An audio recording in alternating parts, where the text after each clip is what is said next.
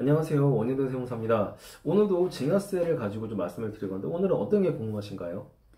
공제를 적용을 해보니까 납부할 세액이 없어서 뭐 세무사 수수료도 나가고 하는데 꼭 신고를 해야 하나라는 생각이 든다고 누군가 그러시더라고요. 그러니까 이제 증여세상 공제 받았는데 제가 말씀드린 증여 공제를 적용하니까 세금 낼 게 없더라. 근데 세무사는 몇십만 원 수수료 내라고 한다. 돈 아까워 죽겠다. 어떻게 할까? 그게 문제잖아요. 이거 저 상당히 많이 물어봅니다. 이게 증여세도 그렇고 양도세도 마찬가지예요. 양도세도 비과세 대상인데 꾸준히 신고를 해야 되냐라고 하는데 뭐 그렇다고 해서 세무사가 신고하지 말라고 할 수는 없습니다. 왜냐면 세무사들 같은 경우에는 여러분들한테 신고를 갖다가 정당하게 신고를 하도록 우리는 이제 알려주고 알려드리고 그 다음에 성실 신고 납부할 수 있도록 저희가 도와준 직업이기 때문에 뭐 수수료를 떠나가지고 일단은 신고는 해야 됩니다. 근데 오늘은 이거 좀 냉정하게 세금이 안 나와도 왜 신고를 해야 되는지 설명을 드릴게요. 그러면 자, 먼저 일단은 증여세는 언제까지 신고해야 되느냐?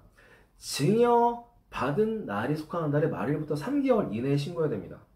그래서 만약에 뭐 증여 받은 날이라고 하면은 이제 등기 접수일이 되겠죠. 그러면은 등기 접수일로부터 만약에 예를 들어서 오늘이 뭐 예를 들어서 뭐 가상으로 했을 때 한 5월 15일이야.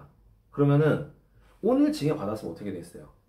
5월 말일부터 3개월이기 때문에 6, 7, 8월 말까지 신고해야 됩니다. 이게 증여세 가장 기본적인 이제 신고 이제 기준이고, 그러면 이제 두 번째, 증여세를 그럼 그때까지 신고 안 하면은 어떻게 하느냐?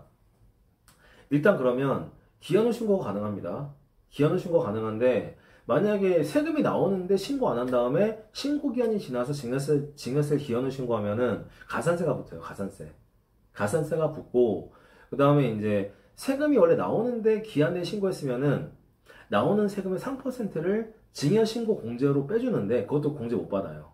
그래서 근데 다만 이제 뭐 당연히 납부할 산출세액이 안 나오면은 당연히 뭐 기혼을 신고하더라도 가산세 안 나오겠죠. 그런데 중요한 게 왜 이게 납부할 세액이 없어도 신고하는 게 중요하느냐?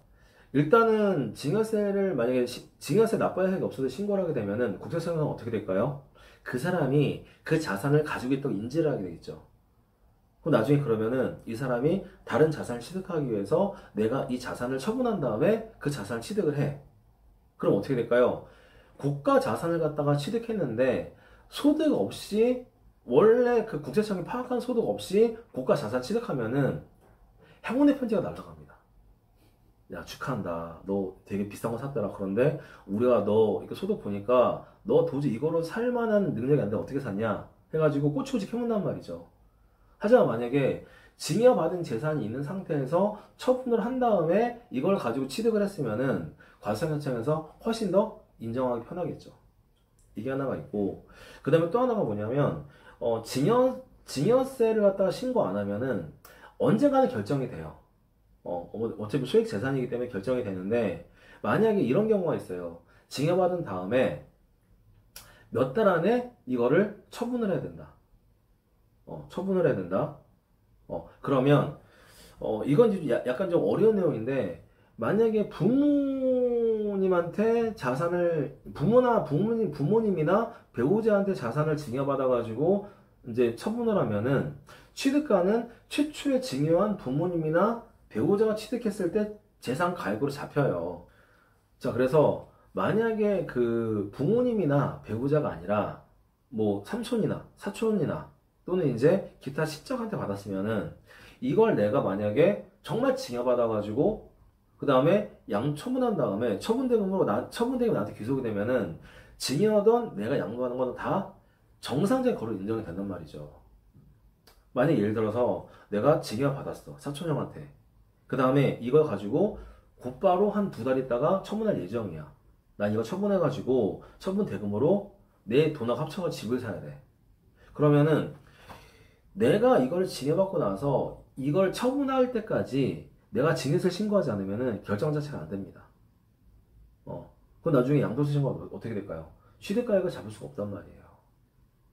그래서 그런 경우에는 증여세 납부세액이 없어도 미리 증여세를 신고하면서 조기 결정 신청이라고 있습니다. 야, 니가 바쁜 것 같아. 내가 지금 이거 빨리 해야 되니까 빨리 결정해줘라고 해서 신청을 해야 돼요. 그래야지 양도세 신고를 할 때 취득가액이 잡히면서, 이건 내가 취득한 거니까 취득가액이 잡히면서 정상적인 양도세 신고를 할 수가 있습니다. 세무사하고 상담을 하면은 세무사들이 여러분 증여세 많이 나오게 상담할까요? 아니에요. 세무사들도 양심이 있기 때문에 나중에 이거 갖다가 어떻게 양도할 때 어떻게 절세를 할지까지도 말해줄 수가 있단 말이죠.